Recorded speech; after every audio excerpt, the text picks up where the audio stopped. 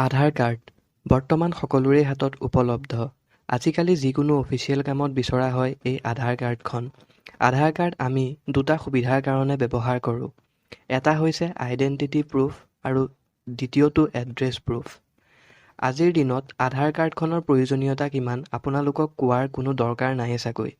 সকলোৱে হয়তো জানেই, মোবাইলৰ চিম ওলোৱাৰ পৰা ধৰি লোন এটা লোৱালৈকে সকলোতেই মাথো আধাৰ কাৰ্ড লাগিবই। আধাৰ কাৰ্ডখন আপোনালোকে কেতিয়া উলিয়াইছিল মনত আছেনে? 2010 চনৰ পৰাই আধাৰ কাৰ্ডৰ কাম আৰম্ভ হৈছিল। তেতিয়াৰ পৰাই আজিলৈকে কোটি কোটি মানুহেই আধাৰ কাৰ্ড উলিয়াইছে। কিন্তু বন্ধুসকল, আপোনালোকে জানেনে যে আধাৰ কাৰ্ডখন ভাৰতৰ প্ৰথম কাৰ, কেতিয়া আৰু ক'ত ওলাইছিল?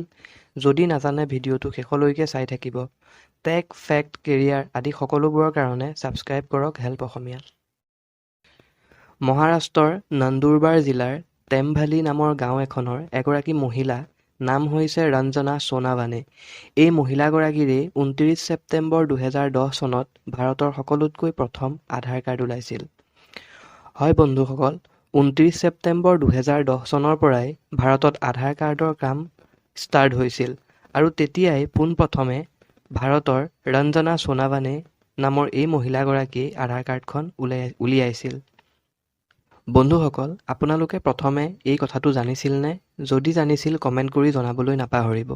আকৌ লগ পাম নতুন এটা টেক, ফেক্ট, কেৰিয়াৰৰ ভিডিঅ'লৈ। ধন্যবাদ।